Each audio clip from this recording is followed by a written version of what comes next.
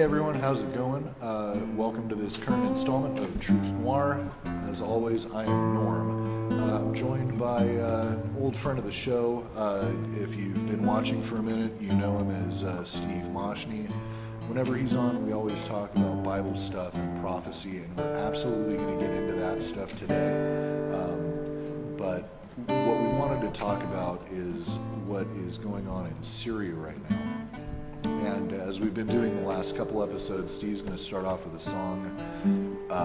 After that, we're going to have Steve kind of boil down what's going on there and what has been going on there for quite a while now into its basic kind of,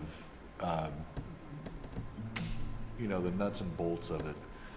Because it is a complex situation that the story of which is not really getting satisfactorily told. So we're glad to have him on tonight.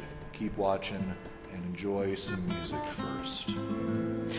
Just to tell you, this song is part Arabic, part English. I wrote this song when I used to live in the Gaza Strip. I lived there for 6 years, and there are many wars and battles that happened there. I was a Christian missionary. That's what I was doing there in the Gaza Strip. And this song I wrote after a particular battle where my friends were really affected by it. And so it's called Demour, which is Arabic for tears. So. Okay.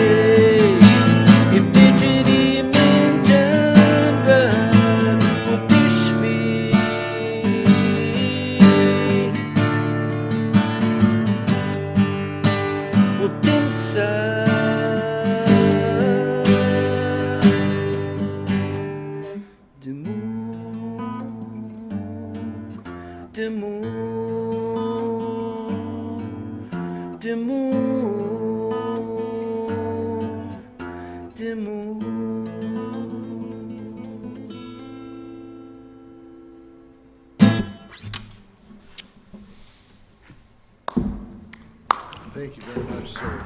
Thank you.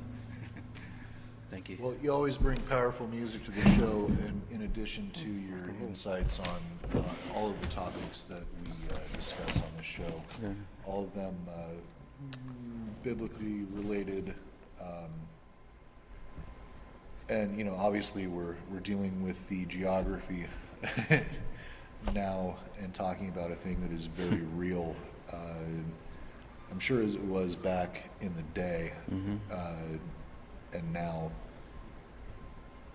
and it's heartbreaking to see it happen. And so I wanted to have you on to help shed some light on what's really going on there, because this is not a thing that's getting covered. We're hearing about, and not that it's any it's not that it's not tragic. We know Princess Leia died, and we know that Debbie Reynolds mother died, and Leonard Cohen. Yeah, George Michael. It's been a rough year for celebrity deaths. David Bowie. 2/3 of Emerson, Lake and Palmer. Jesus, right? Yeah, Tarkus will never be the same again, you guys. Brain salad surgery will never be performed in its entirety again because of this shitty year that just happened. But there are other things. These are a handful of people that have been distracting our attention these days, and while they were iconic figures and we appreciate the performances that they shared with us and we're bummed out that they died, there's some really terrible shit going on in the world that is not getting reported on. No one's paying attention to it. And so we're glad to have you on the show, man. Thanks for coming on. Again, I know sometimes it's under fucked up circumstances. I'll put it plainly. But yeah, tell us about what's going on here, the history of it, how we've come to be in this situation in the present day. What is going on? Well, if you, first of all, about it not being covered a lot, I think the problem is that it's been going on for so long that they just, it's like every single day. The news outlets have gotten bored with it. Yeah, and I suspect it's probably harder to get in there to some of these places to cover it as well. That's probably the case also. Yeah, like with the Aleppo thing. So how far back does this go as far as this present conflict? How did it come to get to this point where we have people, citizens of Aleppo and probably surrounding towns, filming themselves and as their last act uploading to YouTube what they are afraid might be their last words? Yeah. Well, if you look at what's happening right now, one of the easiest points to start with would be, the fall of the Ottoman Empire. The Ottoman Empire based in Turkey. Sure. So this goes back to this was the beginning of World 1900s. War I? Yeah, around the World War I time. Okay. And with the collapse of the Ottoman Empire, it was considered a caliphate, the Islamic State is considered a caliphate. It was considered an Islamic caliphate, and it was. And so to use European terms, this was a kingdom. Yeah. That was Empire. It's called. That was fairly well managed up to a certain point, and then it started to break apart. We started having conflicts. And when the Ottoman Empire collapsed with World War II, after World War I, the French are the ones who took over Syria. The British took over, Palestine and then Iraq, and then the French took Lebanon and Syria. Okay. And so Syria came under the French domination, and then the French, as time went on, they wanted to, at least in appearances, look like they have relinquished control when they were pulling out. And so one trick that they used to do back then is that they would choose a minority population that to rule the nation when they leave, because that minority population could not defend itself from the majorities. Right, and so this example has been portrayed in film before, like Yes. Hotel Rwanda. This Yes, is a thing that it's happened very in similar. Africa. Yes. This is when I think it was Belgian Mm-hmm. colonialism in Rwanda came to an end, and they called Rwanda a free state. Mm-hmm. They took, and this was strictly based on the color of skin, Mm-hmm. the lighter skinned Africans were put in charge Mm-hmm. and had always been favored by the Belgians. They were put in charge of the majority population Mm-hmm. of the rest of the country, Mm-hmm. and then there was a revolt. And so this seems like, just based on what you said, this seems to not be very different. It's a very Where you want to place in power a system that is basically doomed to fail, Yeah. and they'll say, "Well, look how great we were. Yeah, now it's- we're gone." It's doomed to fail eventually, but in the beginning, what it does is it leaves that ruling population dependent on a foreign power. Right. And so that's what they did. They put the Alawites, which, Assad, Hafiz al-Assad, Bashar al-Assad are both Alawites, which is a Shiite, part of the Shiites, but it's a minority within the Shiites, and they, So this is the Assad government. yes. This was the remnant of what was left in power. Yeah, they're the ones that the French set up. They said, okay, here, you guys, there's a tiny minority. You see, by doing that, then this minority is dependent on France. Right. Because they know the Shiites could turn against them, or the Sunnis could turn against them, or the Christians could turn against them. So if you don't mind me asking, you say the Shiites and the Sunnis turn against them. What kind of minority were they? They're very small. I don't know exactly the number, but I've heard around like less than 10% was the Alawite. This is the group that Bashar al-Assad and Hafiz al-Assad come from. So. Okay. And so now, from previous discussions on the show, we know that the Sunnis and the Shiites are the largest sects of Islam.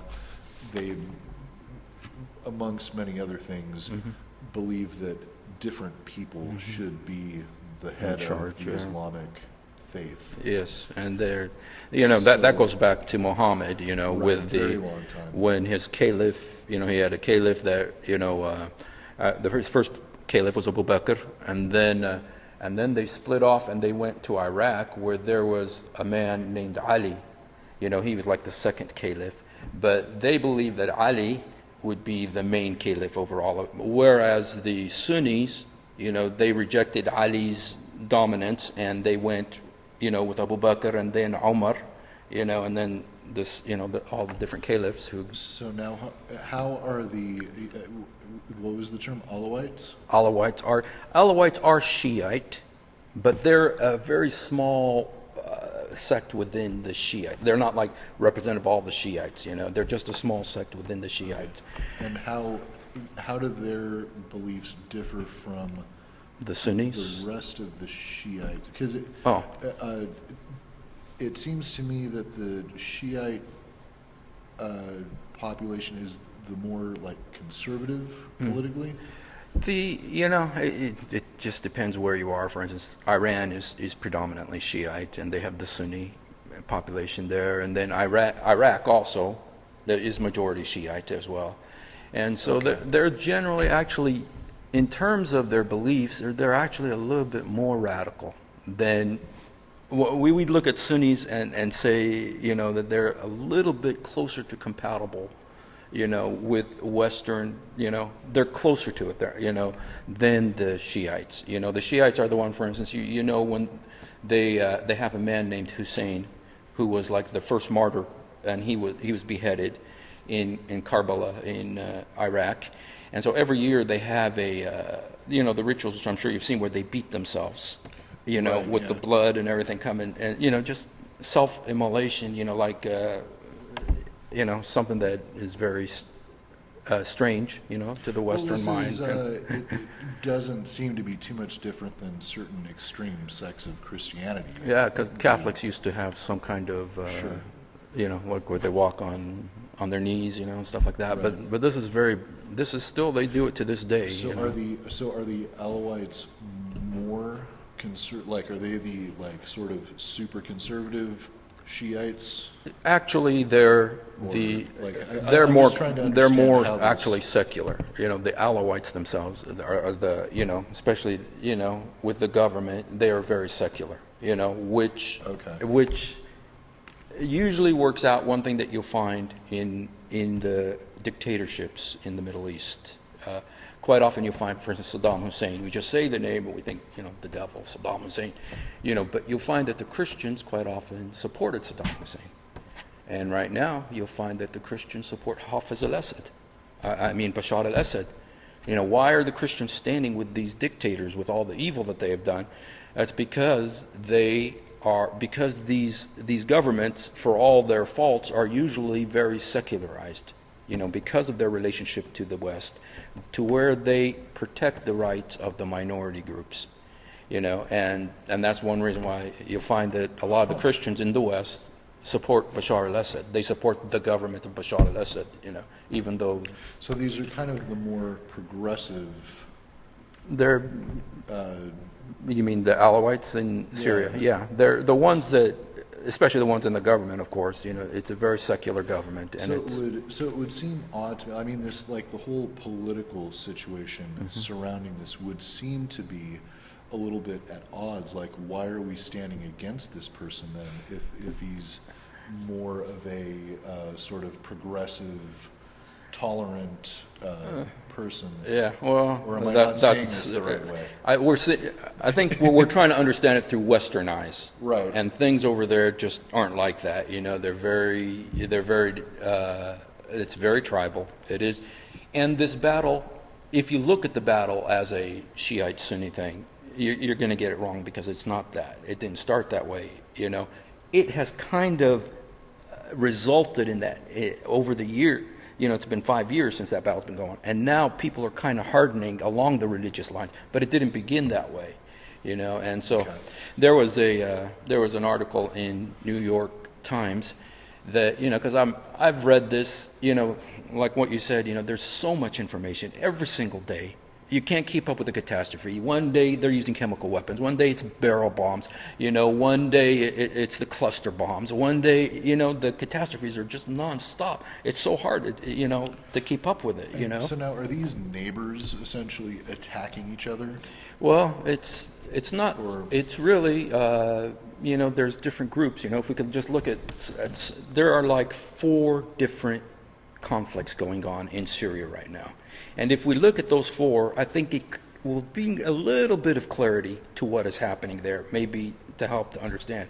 The first group is Bashar al-Assad, his government. First of all, this predates, Syria. This situation goes back. We remember the man who burned himself in Tunisia, the Arab Spring, the so-called Arab Spring, which turned into a nightmare, But it led to the downfall of the regimes in Tunisia, in Egypt, in Bahrain, and yes, it was a humongous revolution. And as an Arab, I'm an Arab. There was something inside of me. I was just like kind of rooting for the young, like, yeah, because I know there has to be a change. Something has to change. The Arab world is 300 million people, and yet Spain, one of the weakest economies of Europe, its economy is bigger than all of the economies of the Arab world.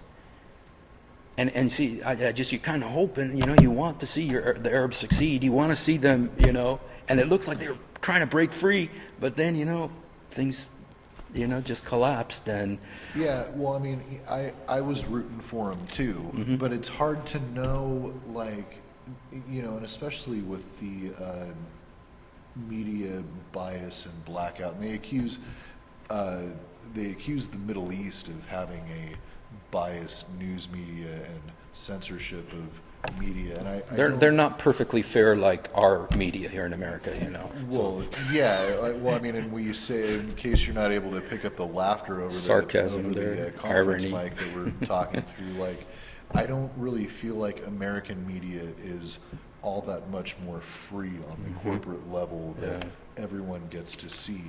And so you know, you're shown one side when you watch CNN or NBC or Fox. Like, I feel like they're all this, you know, maybe different sides of the same corrupt coin, but you have this one side and like, this is the bad guy and this is the good guy. But there's no information really given as to why. We catch this story sort of halfway through, and you know, someone's throwing rocks at someone, and we automatically think they're the bad guy, but you don't know anything that happened before, and so. Yeah.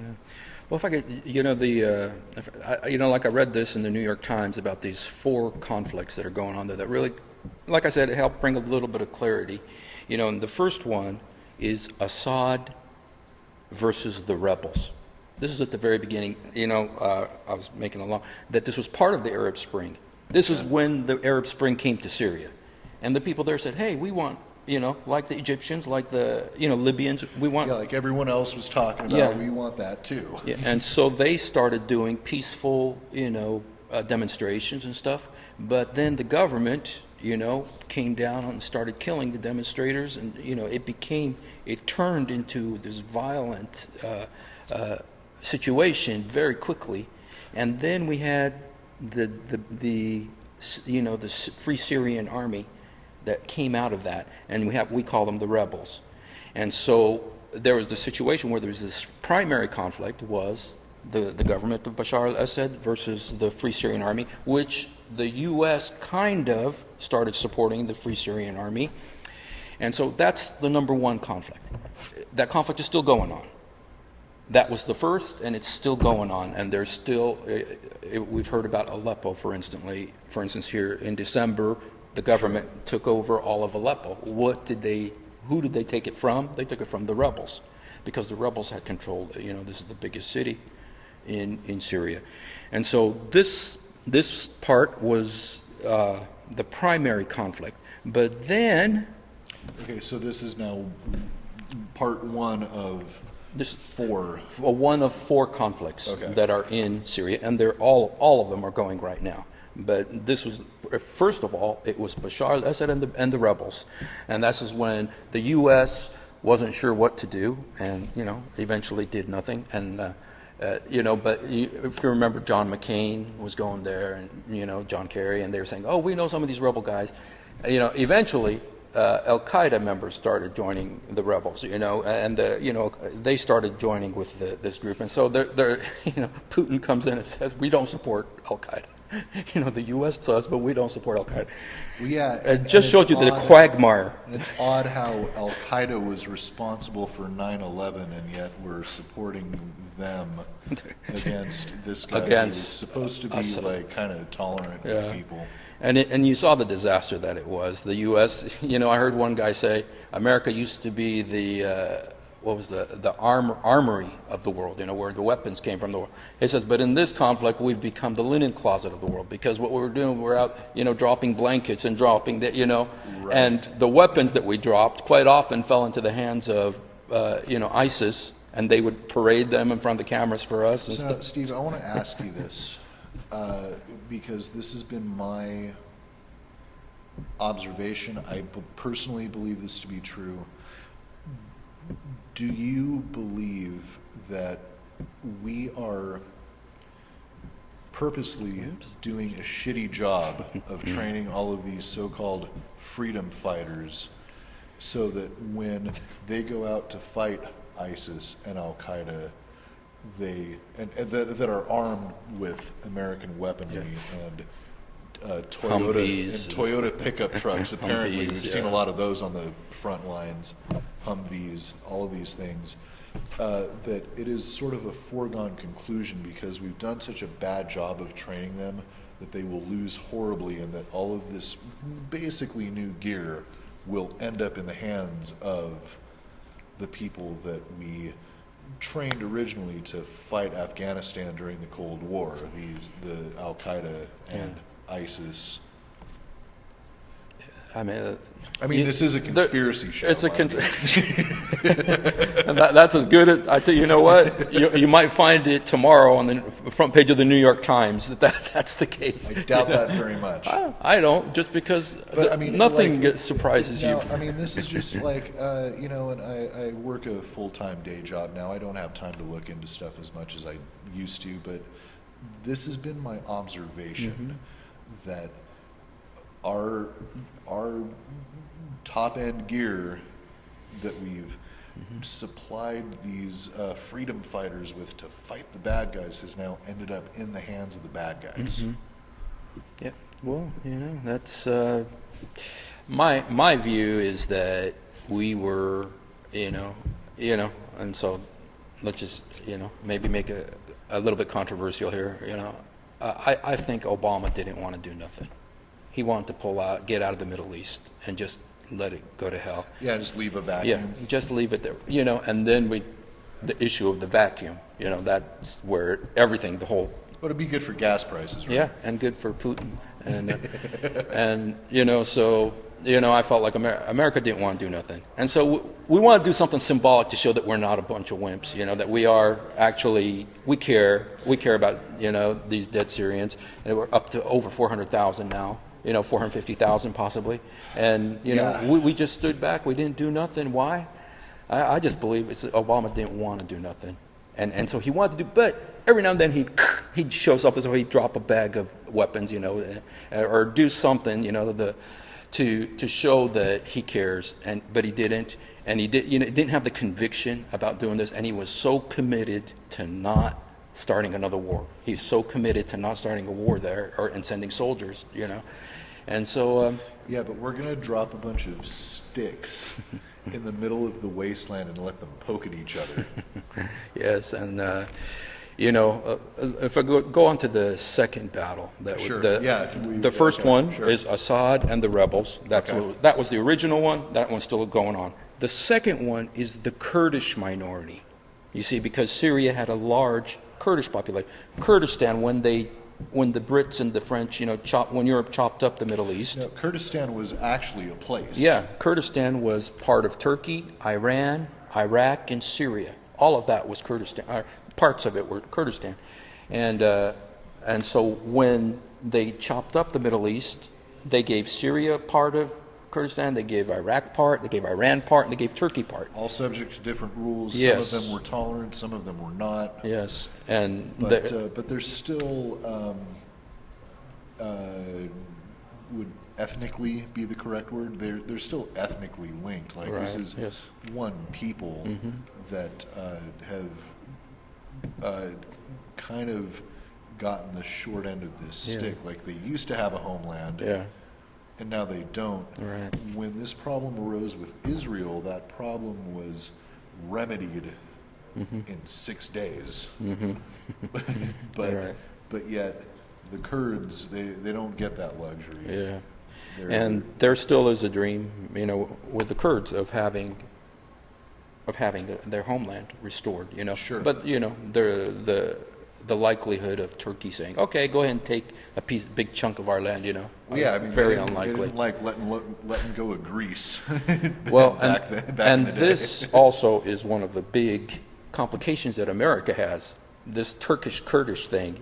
It's almost, I don't want to say we look like Keystone Cops over there, but it's like a Keystone Cop situation because that's a perfect we support analogy. We support the Kurds and we support the Turks against ISIS. But the Turks are more interested in hitting the Kurds because they hate them. And we're supporting both sides, And it's just like you look at that, and from the Middle East, people who understand and who've lived there, you go, dude, what are the Americans doing? Yeah, they're like, these shitheads are giving money to all three. And if you look at, I was talking with some Iraqis the other day from Mosul. This is the big ISIS that's the city. Stronghold. They have not retaken. They have not retaken it yet, and it's going to take a while. It's a huge city, but one thing I asked them. It's the third largest city, right? Yeah, in Iraq. Yeah, and it's a huge city, and it's a biblical city, very important. It's Nineveh in the Bible, where Jonah was sent. But Oddly enough, where all of the historic artifacts are being destroyed systematically by ISIS. I think that's kind of odd. and Palmyra and the grave of the prophet Jonah was destroyed too. But the thing I asked these guys, I said, so do you guys like the Kurds? Because they are coming to fight ISIS. The one thing America has with the Kurds is that they are willing to fight ISIS and to join the Americans in fighting. They're kind of our boots on the ground in a sense.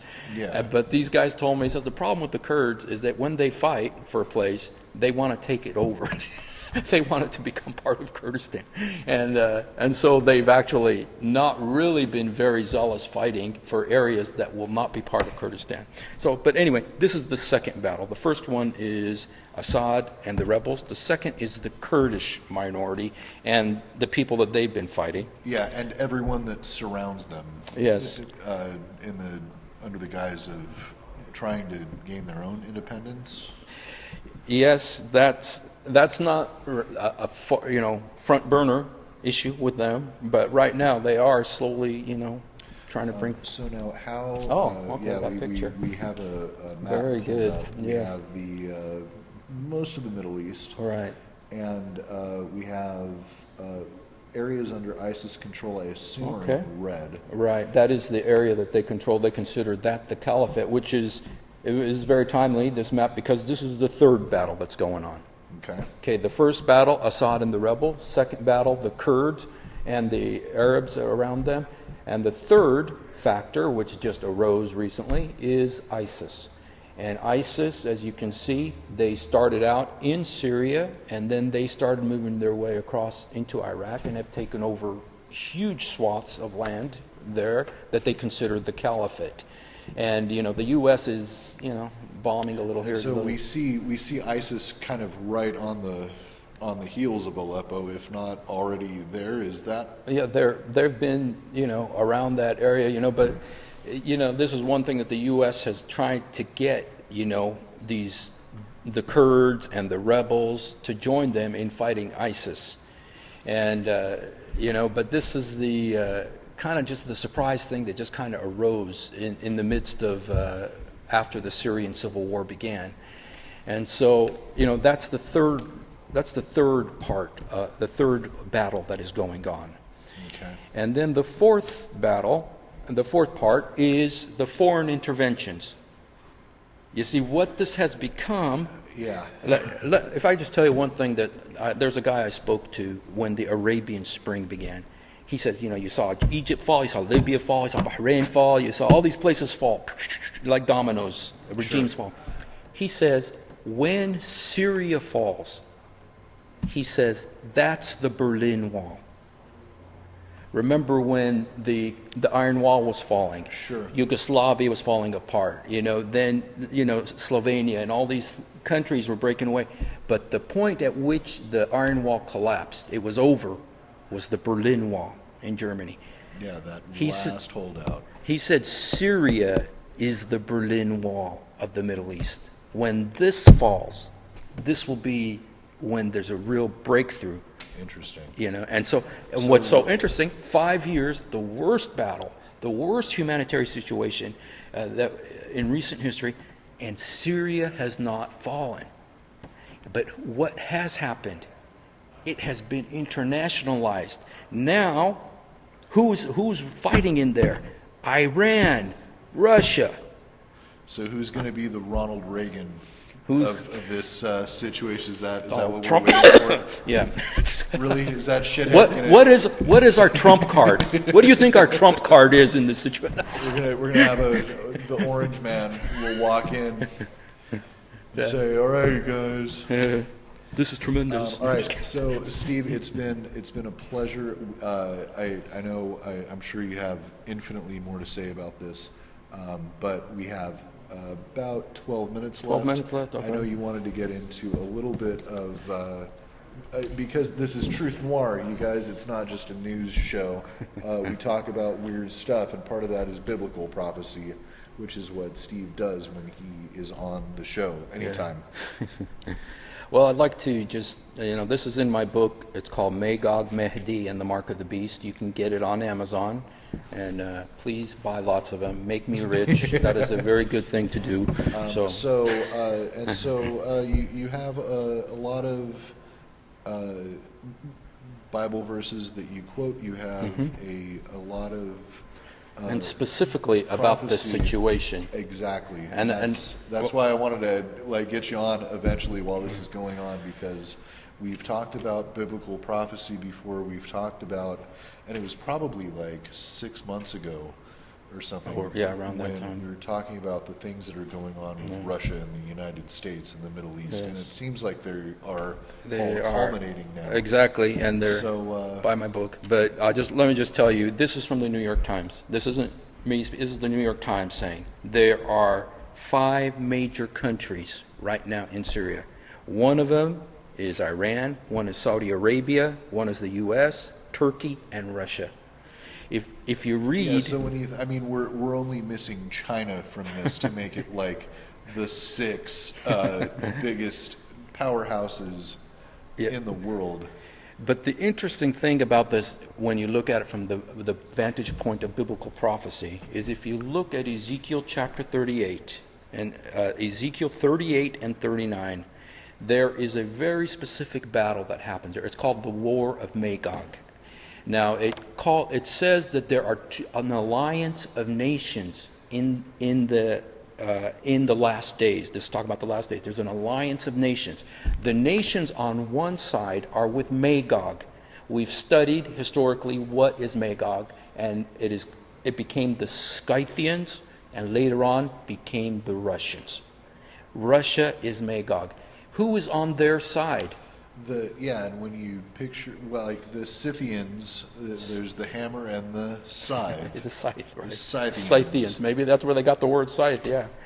But who's on the side of Magog in that biblical prophecy? So we've determined Russia is Magog.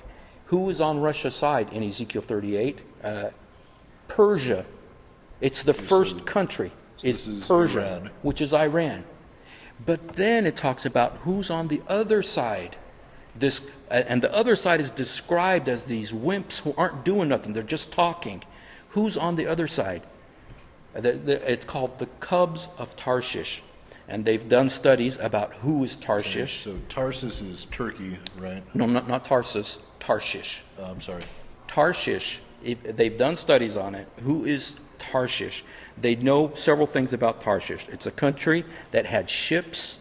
It's one of the best navies back historically. Their ships were known the way the German cars are known, with the ships of Tarshish. They're well known for their ships. And they are also known for importing tin. That was one of their main imports, was tin. Which country in the world right now had the most powerful navy, built powerful ships, and imported tin? Britain. The name Britannia comes from the word tin. And it was an island. We know that it was an island. And so it was the cubs of Tarshish, the children of Tarshish. Who are the children of Tarshish? America, the nations that came after Australia, and the Commonwealth countries. Yeah, the biggest one is the U.S. And who are they standing with? Who's on their side? Sheba and Dedan. We know Sheba and Dedan is Saudi Arabia. America and Saudi Arabia on one side, Russia and Iran on the other side. That's exactly the countries that the New York Times says are in Syria right now on different sides. And there is a prophecy, and this is a terrifying prophecy. It's so scary. And I've said it here before, but I'm just going to say it just because it is relevant and it's about Syria. It's Isaiah 17:1. It says, Damascus will cease to exist as a city. That prophecy has never been fulfilled. That's a terrifying prophecy. But look what happened to Aleppo, the second biggest city in Syria. And so we got this Russia, Iran, America, Saudi Arabia. We've got all this alliance of nations. It's almost as like the chess pieces are being moved into place. And then this prophecy about Damascus, specifically about Damascus. It's by name. It names it Damascus. It's not like we can say, oh, maybe he means something else. Yeah, this is not metaphorical stuff anymore. Yeah, it's so clear. And so when I read that, I think the Bible predicted this, and I think we need to pay attention. Yeah, I have only, as you have been on successively, I've only seen these things move closer and closer into being, and I've seen more and more of the mark of the beast. More and more of these atrocities associated with these prophecies. And yeah, we even talked about technology and other what you would think of as like disassociated things that, well, certainly that has nothing to do with politics and world geography, but yet this plays a factor in it too. Another big thing that's happening right now, since we're just on the subject, sure, this is something that has the potential to, it's huge, and that is that Donald Trump says he's going to move the U.S. Embassy from Tel Aviv to Jerusalem. George Bush said he'd do it. Bill Clinton said he'd do it. They all say they do it, but nobody does. Donald Trump, I think, is going to do it. If he does, what he's doing is acknowledging that Jerusalem is the capital of Israel, because nobody has their embassy in Jerusalem. Every country has their embassy in Tel Aviv. Well, yeah, because it's not a lot of countries, because you're not allowed to have your embassy in Jerusalem if you acknowledge a Palestinian state. Right. Right? And they don't. What they're not acknowledging. Israel says Jerusalem is our capital. Everybody else says no, Tel Aviv is your capital. But Israel wants Jerusalem to be their capital. Oh, wow, okay. And all their government, it's like their Washington, D.C., it's where all their government institutions are. But Donald Trump says he's going to move the embassy to Jerusalem. That right there, when that happens, look at the reaction that's going to happen when that happens. The guy who he put as the ambassador to Israel, he says, I'm going to be doing my work from Jerusalem in the embassy. So that's something to watch, because that right there, and the vote in the UN a couple of days ago about settlements, Judea and Samaria. See, all of these prophecies are just, So anyway, that's why I look at it. Yeah, man. I mean, and it's one of those. Let's get you in this camera right here, holding this up. It's called Magog, Mahdi, and the Mark of the Beast. It is a fascinating read. It is budget priced and on Amazon. So. Yeah, and it is really a fascinating book. Yeah. It opened my eyes to a lot of stuff. It got me reading the Bible again, if such a thing is possible. So good job. Got me on the show because I came on first time to talk about that. So, but yeah, you guys, these are heady times we're living in, and yes, celebrity deaths make you feel sad, but there's other stuff that's killing way more people. And start paying attention, because it's these kinds of things that will come to a head. And they're not going to stay over there in Syria. They're coming here. It was things like this that started World War I. Yeah. It's things like this that started World War II. And it's fucking shit like this that's going to start World War III. You don't just get to assassinate ambassadors in Turkey and not have worldwide repercussions. Did you show that video? No, man, we should have brought that. Showing gore porn. That was terrifying, man. And honestly, man, it feels like the guy that shot that video knew it was happening. It seems kind of perfect, really well shot. Or a very good photographer, yeah. Maybe. Give him lots of credit. If the thing was so perfect with the white background and the black suit and everything. Man. It was for effect, almost like it was a ritual. Almost, yeah. Anywho,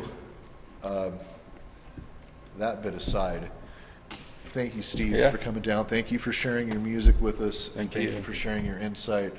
Everyone buy Magog, Mahdi, and the Mark of the Beast. It is an excellent book of, we have to still at this point call it speculative prophecy, but there's a lot of stuff in it that has come true. Yeah. We've spoken about it on past episodes, and and the rest of it that is left up for debate has left me like kind of a little bit fearful of the future, because we see these pieces falling into place right now. So once again, thank you. Thank you. We're done with the show for today.